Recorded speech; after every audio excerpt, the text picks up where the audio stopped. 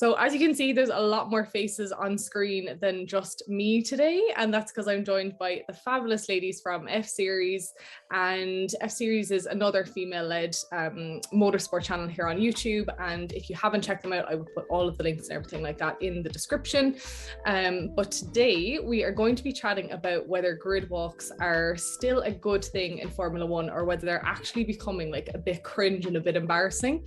If you saw the US Grand Prix recently, you may have seen poor Martin Brundle have a very embarrassing experience trying to interview Thee Stallion. I personally just cringed so hard, and that was kind of like what inspired partially this discussion today. So I'm going to have a chat about it and see where we get to, who's on which side of the fence.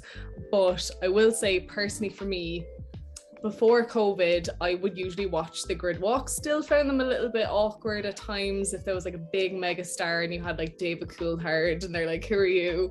But I'm starting to think like, should we get rid of them? Is anyone with me? Or are you all kind of like, not yet? I think it depends where you go and who is there.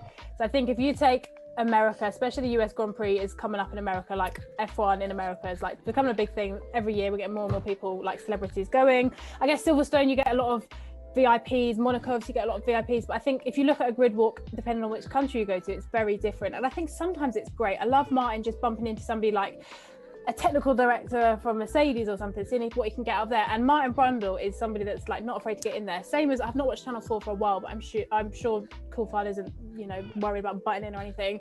But I think the US Grand Prix really opened our eyes in the fact that America is capitalizing. Yeah, you're right. On Formula One, and it's becoming a big thing. And the teams are inviting big American-based pop stars, artists, anything that they can think of, actors. But I think then it's a little bit like, and I think Formula One is such a kind of gatekeeping sport. Like it's a sport that is very tight-knit. Everybody, if you're in the community, you know what's going on. If you're out of it, like you're not a part of it. I don't know. I feel like fans are kind of a little bit like that. And it's a bit of a different sport compared to like football or rugby or anything. So that I think then when we see our little old Martin Brundle, who we think is, amazing, running around the grid trying to speak to Thee Stallion, she's got 6 men round her, said, not today. We always feel a bit insulted, I think. And I think that's where we step back and we're like, excuse me, you're coming into our sport. And granted, it was not Megan's fault. It was the big security man and little Draco Malfoy over there. But I feel like that's when Formula One fans will look at that and they'll think, that's not great. That's a bit awkward. You know what I mean? It's not great for the celebrity, trying to make their mark on Formula One or whatever they were doing there. So yeah, I guess that's kind of two sides of the argument, really. I agree. I also think, obviously, like we said, like it's not Megan's issue at all, because she was saying, she was like smacked that good big guy and was like, yeah, come on, come talk to me. And then when you was watching W Series and you see Willie Harlow, I know they had some like little bit of collaboration, but she had no security around her. She was talking, she was getting involved, she was actually saying stuff about the sport, and I'm like, okay, that's really good. So obviously I feel like celebrities going to F1 is great for exposure. Obviously Martin Brundle literally went bloody famous in America, so it's great for exposure and great for like pushing the brand out there. But when it's people that, if you're on a good walk, you should be told people will try and talk to you because you're a celebrity, you're a guest. Some might be paid to be there, but you're ultimately a guest of Formula One. Like, just be a bit respectful. And Thee Stallion did nothing wrong. Obviously, she did talk. It's like Kira said, it's just the security guards. I feel like they need to be briefed properly to then go on the grid, because Martin Brundle just wanted to say hi. How do you feel being here? But yeah, you can't do that. And then obviously he went viral. So I'm a bit on the fence. Like, I feel like it's good exposure, but also when there's situations like this, like you said, I do actually just cringe a little bit, and I'm just like, oh, stop. I feel like cringing though is like part of the grid walk. That's the whole. It's always kind of been like that, and that Martin goes up and he talks to these people.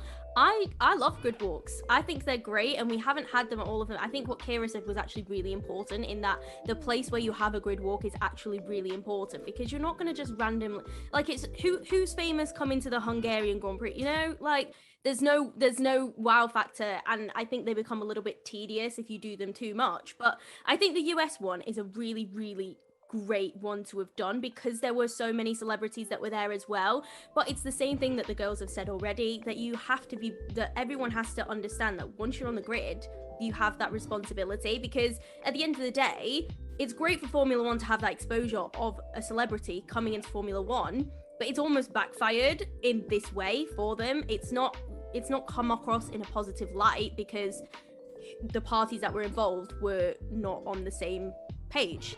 And I think that that's where you kind of have a problem. And it comes back to what Charlotte was just saying about everybody needs to understand exactly what's going to happen on a grid walk. And I think that celebrities especially, I feel like sometimes there's a problem with them saying yes to things that they don't quite understand what they're saying yes to. And I would much rather have a celebrity who understands, you don't have to understand the intricacies of Formula One, but at least know a driver, so that when Martin Brundle asks you who you rooting for, like who's your favorite driver, you can like root off Lewis Hamilton. It's so easy, and I think you just need to have that basic knowledge of the event that you're attending, because it's not just like going to Fashion Week and just rocking up and wearing an outfit. Like there are these responsibilities, or there should be these responsibilities that you have to undertake if you are invited to an event of such caliber like Formula One.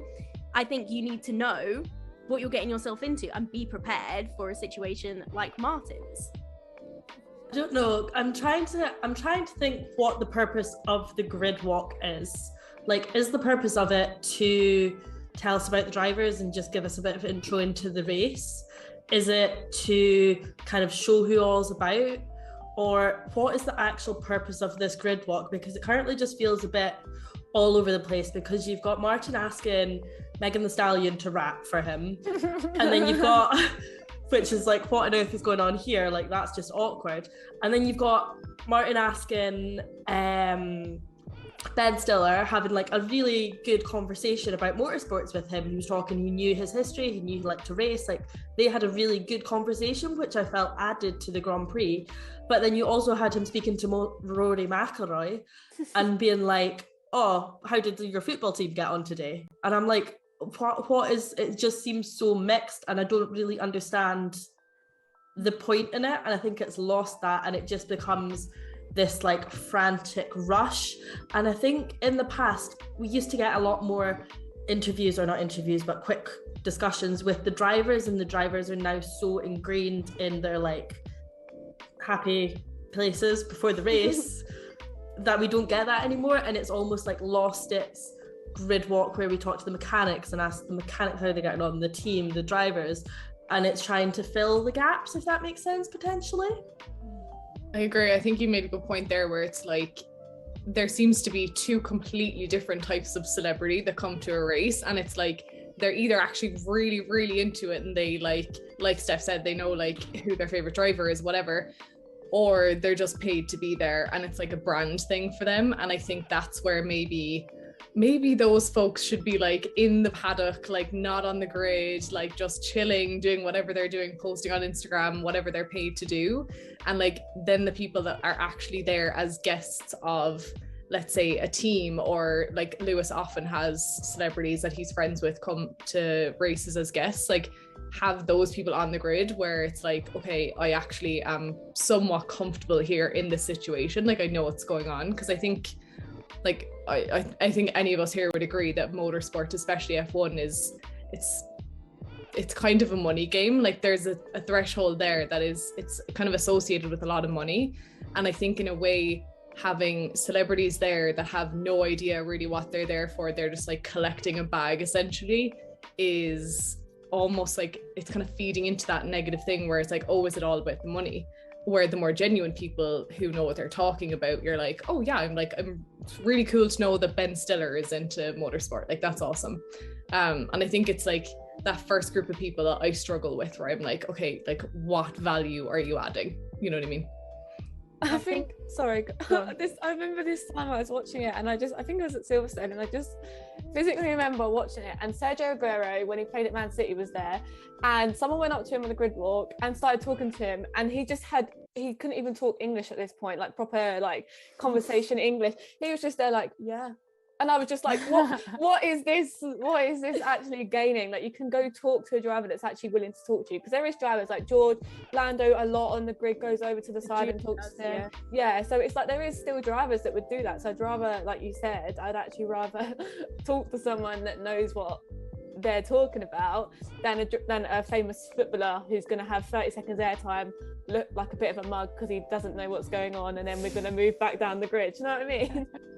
That's the thing, because I think that they either grab the driver as they're running up the grid to go and do the national anthem, or as they're running back. They normally it's normally Simon Lazenby that will grab them on the way back, and they've got little stands waiting for them.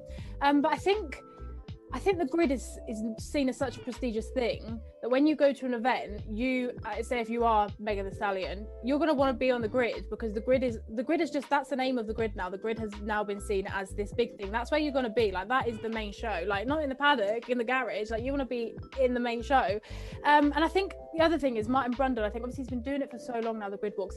He's very used to it now. I think he's comfortable in it. And I think sometimes he's a bit displacent with it, and he slips a little bit, and he just goes into having a chat with people because he knows everyone. Come on, like, he's gonna know everyone. And I like that it's more personable. I like that it's not like, so what do you know, I like that he's asking good questions, but at the same time, like, the question to Megan Thee Stallion, I know that he probably doesn't have a clue. You got any rap for us today, Megan? Yeah. Got any freestyle rap? Does not understand, and he's probably just been told she's a rapper, and he's tried his best, but at the same time it's like, that probably didn't help the situation. But like, I think there were NBA players there that were like really into it. They were like, we've been following this before Lewis, and then when Lewis came in, we now follow Lewis. They had such great, pardon me that I don't know their names, they had such great chat. They were so enthusiastic to be there. They're the type of people I like to see there. But again, I'm not trying to sit here and be like, if you don't know anything about Formula 1, you can't come, because that's gatekeeping. We don't want to do that. But I think it's having the level of respect to be like, oh yeah, I don't really know much about this sport, but you know, I am coming and I'm going to learn. And I'll admit on this interview, I don't know much about it, but I'm here to learn, not just being like, sorry, you can't do that.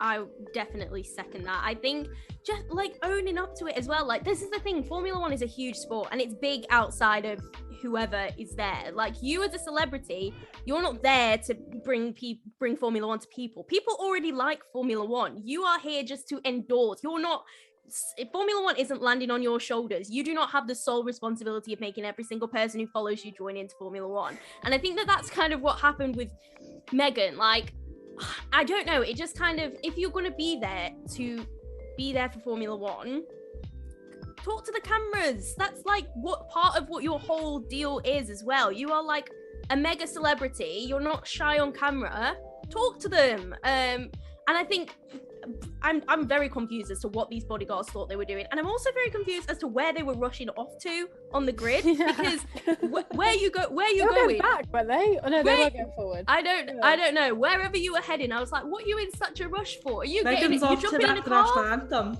Yeah. She's singing it, she's rapping it. Yeah, she's a freestyle rapper, you know. I know grid walks are like unpredictable. You can't plan having an interview here and here, but they need to know who the people they can go talk to are, and also know the level of like intelligence, or not intelligence, but Formula 1 knowledge of people, and make sure that they are putting together a good show for us, because sometimes the grid walks do just feel like you're watching Martin run about for 15 minutes, get told that he can't speak to anyone, and you're like, what is the point in this? Like, to be fair, sounds like good TV to me. just better planning, I think, just like to know who's willing to talk and who's not. I feel like there needs to be communication between the two sides. And I don't know whether, obviously it's not Sky's fault, but I guess it's the time between pit lane opening and them going to the grid. There probably isn't enough actual time for him to run around. They do jam it in, you know, like all of this stuff that they do before the grid. Like, have you seen how short the taking the knee is now? You're down and then you're up again. Like, they've just cut that so much. They're cutting absolutely everything. Oh, Max Verstappen is down and up so quick, I barely missed it. I feel like it's just so, like, there's just not enough time that it is such a manic thing before the grid, I think, in any case. So I guess Martin is trying his best to get around, see how many people get all the way down the grid. Like, that's a long grid. So maybe, I don't know, I do quite like it. It's quite funny though, he just run around like a headless chicken. What would you think about, because obviously during COVID we didn't have like spectators, never mind celebrities, at races, and they kind of did like grab the drivers a bit more, like as we said earlier, they used to do that a lot years ago, and then it kind of just went away. But I felt like that came back because it was literally just them and the drivers. There's no one else to talk to. I kind of liked that, but I also appreciate the fact that the drivers are in their zone and they don't really want to be disturbed. They won't be rude about it. Well, some of them might. Some of them might, but like most of them would be like, oh yeah, stop for a quick chat. But like I do kind of wonder sometimes, and Daniel Ricciardo has talked about this before, he's like the most chatty guy on the grid, and yet he doesn't really love that. Like when they pull him for a chat before he's getting into the car, he's like, that's the worst possible moment. So I wonder, is there like a happy medium where we can like chat to a couple of the drivers but also like have whoever else is there too? Yeah, just talking about this, I am a former athlete myself. And I can kind of relate in the sense that, so I was a swimmer, and obviously you've got that time before you go up, and you used to sit in a row of everyone that was in your heat. There'd be like 8 other people with you, and people really, I guess it's similar to a Formula 1 driver in the way that people always deal with their pre-race differently. And I used to not fancy talking to anyone. I'd want to get myself in the zone. I wouldn't want to, you know, half an hour before, great, I'm having a waffle with everyone, but when I'm like getting in that zone, I really want to get in the zone. Whereas some people next to me like want to have a chat, they want to talk to everybody, they want to swing their arms around, whatever. So I guess it's just the different people and how they work differently, and I can really relate to that. And I do sit there and I do think, if I was that driver, I would not want to be disturbed 5 minutes before I'm getting in my car. Like I wouldn't. So I completely understand it. You know, there are athletes still at the end of the day, but I think they probably did prefer when there wasn't everybody in the paddock and everywhere. I think I remember watching it in COVID times, and I used to think, wow, like to be a driver now, I think they probably feel so relaxed. Like think how they used to have to run through the paddock because everyone would mob them, whereas in COVID times they were able to just walk through everywhere. You know, there was just media there and their team, like there wasn't anybody else that was going to get in their face. And I honestly think they probably really like that. I guess they do like having the adrenaline back and having the fans back, but I reckon that side of it, which is the paddock and the grid, they would probably rather a little bit calmer. Yeah, and kind of like on that point as well, I feel like there is a happy medium in terms of the amount of people that there are on the grid. So actually looking back to I'm sorry, I keep coming back to the Meg thing, but this is just because it's what spurred this on. But the paddock is very selective, the grid is very selective. What do you need bodyguards for? Because everyone that's on the grid has gone through all of these checks or whatever. They're focusing on the car. They're not focusing on you, Meg, no offense. But I think how many bodyguards did she have? Like 3-4 people around her. What was the reason? Like what is the reason for her to have that many people? I think as well, if you're on the grid, I think there should be like a minimum amount of people as well, because if you're talking to if you want these celebrities to be on the grid, yeah, that's fine, have a certain amount, but kind of once every celebrity hypothetically has a party of like 3 or 4 people around them, that's a lot of people that kind of starts to crowd up the grid for people that are not really that important for whatever reason. So I think that that's also something that should be considered in terms of the amount of people, because I know that when there is a lot of people, it's a lot more difficult to kind of get focused as well. Whereas if there's less people, there's less hectic running around. You can spot the people that you want to get more. I was on the grid for the London E-Prix, and that was chaotic. I was scared because there were people running around left, right, and center, and it's like I can imagine that for the drivers. So I'm my Kira Megan athlete right now, only I'm not really an athlete. So I was literally just a person who was walking around being like, oh my god, this is so cool. And it's like there were so many people. So that's Formula E. Do you know what? Formula 1 will be a hell of a lot more chaotic. So yeah, I just think that the number of people on the grid needs to be limited, and I think that would also help with what Kira was saying in terms of the drivers' zenness. I was just going to say, can we also just add the fact that I think a lot of people didn't pick up on this. The security man literally pushed the cameraman. Like, it was so rude. Like, this man has got thousands of pounds in his hands and he's live on telly to millions of people. You're going to push him and be rude. Like, that was the bit that like got me as well. I was like, the audacity. It's probably Lee, the cameraman, as well. Like, don't do it. So that bit, I feel like not picking up enough, and that was not very good. Retweet. I think when it was COVID times, and like even the bloody Simon and Jensen had to stand on the side with like a microphone. Yeah, and then it was square.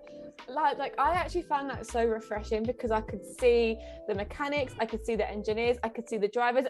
The amount of times I saw Pierre Gasly with his trainer dropping them tennis balls and catching them, and he's like that was really entertaining for me, and also it gives the presenters more time to then tell you different aspects about the race, or oh, Lando might be on this strategy, this is what this means. And it was actually, I'm actually learning so much more from there not being a grid walk and there being like not 100 of people. I can see Max Verstappen's engineers fixing his car when he's gone into the barrier. Like it was nice to have time to actually focus on the sport a lot more. And I'm not saying get rid of grid walk, because like you say, like different places, I feel like it's very beneficial, and it's actually quite cool to see who's there. Like when you go Silverstone, bloody Daniel Craig's normally always there with Red Bull, because it's normally Aston Martin partnership. Yeah, Tom Holland was there at McLaren. Like, you know, it's like really interesting. No, but Silverstone this year actually had what you were just saying. So they were at the side, like right where I was. Like Toto was like interviewing, and I was like psyched, because obviously the way that they were like set up, everyone was like right in front of you as well. I could see fully down the grid, and this obviously was just because of like where I was sitting, but you could see all the way down the grid. And like it is really cool to see, to be able to see the actual, I think that's more for real F1 fans though, like the actual hardcore fans, but to be able to see exactly what's kind of going on in each of the cars is actually something really interesting.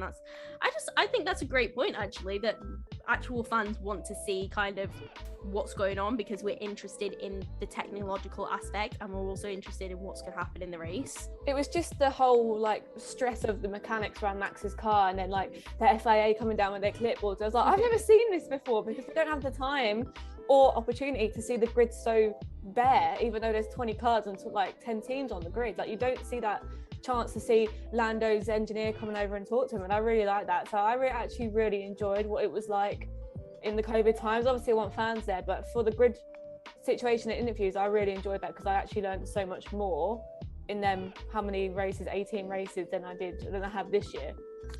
Like even if they do grab the drivers, it's always the same drivers. It's always Toto, it's always Christian, it's always Lando, it's always Lewis, and doesn't get very far, George. Like, can we not try and use this time to talk about, because we know we're going to be talking to them at the end of the race, at the post-race first, second and third place. Like, can we not try and like utilize this time and talk to some of the midfield and lower down members of the teams, talk to their like chief engineers, or kind of just having a little quick like, and I know that the engineers or the mechanics or the people working on the car aren't kind of media facing, aren't personable in terms of like being used to being on a camera, but even if we make a point each week of saying, okay, we're going to speak to this person and this person, let them know in advance, and that means we get at least 2 really good segments and chats in amongst the then chaos of trying to find people off the grid, and it means you've got kind of 2 things secured to talk about that are going to be good to watch, and then you can go run off if you want. Yeah, it's a good point. I think as well, a lot of the stuff that we're talking about is there's kind of this, and I don't like the gatekeeping side of things, but I think sometimes there is this divide of like people that have been watching Formula One for long enough, they know a bit more about the technicality and the rules, because let's be honest, it takes some time.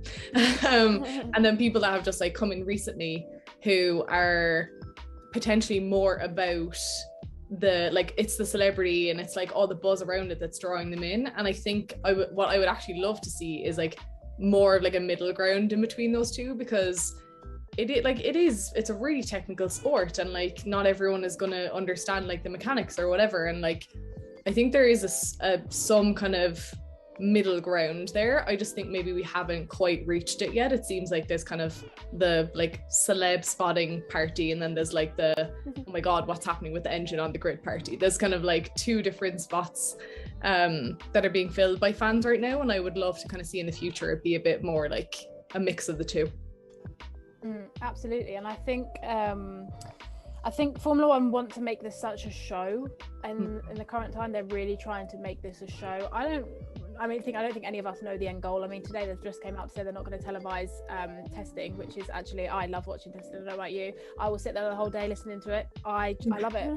But they're only going to televise half of it. So I don't understand their strategy exactly. Obviously with the sprint races as well, their main reasoning was to engage younger fans, which again, I don't understand, because anybody that's actually into Formula One will watch a Grand Prix. And I feel like if you're going to get into Formula One and you're going to watch the sprint race, you're then going to want to watch the race after that the next day. So I don't really get it. I think anyone would sit through a race no matter what the length is. So I don't understand completely their trajectory, and I don't really understand where they're going. And obviously I get that it's good when it's great exposure for them when Megan Thee Stallion posts a picture outside Red Bull and puts it on her Instagram because she's got millions of followers. I get that. I understand the marketing. I get it. But you don't want to lose your loyal fans to new fans just to get attraction. Like, if she was to have came and had a conversation and her security guards were great, I would have loved that. But like, yeah, Megan Thee Stallion's on the grid, like that's great to reach out. But then when you have a point where Martin Brundle gets disrespected, it's like, well, I don't want to watch a grid walk every week knowing that there's going to be an A-list celebrity there that's going to be rude. Do you know what I mean? So, and then it also creates unnecessary hate on Twitter as well, because everyone was moaning at Meg, and I was like, Meg's literally not done anything. She spoke to Martin. She might not have given an answer that he wanted. I'm not being funny. Why would you want to rap on the grid when you're walking away? You wouldn't. But it then went to everyone saying, oh, well, it's Meg. Well, it wasn't her, was it? You saw two people clearly do the action. And so maybe that obviously didn't help the situation, but then for it to go on Twitter and for Martin to then also be hated on as well, it's just like you're just causing lots of problems that you will not actually solve, because then it might happen again next week. Like, obviously, I think it was in Monaco when Serena Williams was actually at the post race when they were all getting out their cars, and then wasn't she there, and like she didn't talk. Well, I understand why, because she was asked such a stupid question at the end of that race. Why would she want to talk again? So I do think sometimes like what someone was saying earlier, like it's, you have to think about what you're going to say and whether then people are actually going to reply to you, because it's all well and good having a show if you're asking good questions and you're getting good replies, but when you get a bit of action like that and then it goes like in 1 second, it's all over Twitter, it's all over CNN, ABC News, like that's not what you want. That's the show. It's a nightmare, not what you're like dreaming of. It's like the other way. So yeah, I don't know, sometimes I just get so angry because I'm just like, your marketing is not on it. Like, it would be on it if it worked out, but you've caused a disaster which you can't fix, and it's like, what do we do? Yeah, I think it's that tough thing of like, nothing escapes on social media anymore. Like, if it happens within the time that you can take a screenshot, like, you're gonna be memed. Like, that's the reality. And it's like, I think the thing is, they're never going to be able to control that, right? Like, no one can really. But what they can control is like what we were saying earlier about briefing people and making sure that like when they go on the grid, they know that like this person may come and speak to you. You know, just, it seems like these are like probably really easy wins that I'm sure there are media people that are employed by either like Sky or F1 themselves that are already there or already doing probably 100 other things, but like could just do a quick little briefing. Like, it would take literally like 2 to 5 minutes, and it would just avoid these kind of really awkward scenarios, because it does, like, ultimately, let's say if you were just like on Twitter and you knew nothing about Formula One, and all of a sudden all this stuff started coming up the other weekend, you'd be like, oh, I'm never watching that's so embarrassing. And like, they can't take it back, like we said. Yeah, because that could be someone's first ever interaction with Formula One. Exactly. Like, hopefully they've sort of learned from this, and Martin won't just ask people stupid questions like, can you rap please? No, I'm not going to rap. Yeah, I think like we said, there's kind of things that they could do that wouldn't be that hard, that would avoid these situations. And I think you've all convinced me. I think I'm like, I've come back from the edge slightly now, where I'm like, okay, some amount of grid walk is good. And I do think like, you know, like you said, Steph, if they can like max out the number of people on a grid at any one time, like that would be a good thing to do. And like we said earlier too, it's not just the drivers, it's all the folks that are working on the car literally until the last second that are kind of being affected by all this too, and like we don't even really see it from their point of view. So actually, that's just made me think I would love to know like how that is like when you're standing there like with a job to do, a very serious job, and there's just all these people like milling around talking about like nothing pretty much. But yeah, I think you've all convinced me now. I'm like, all right, maybe the next grid walk I'll at least watch it. We had a U-turn. We have had a U-turn.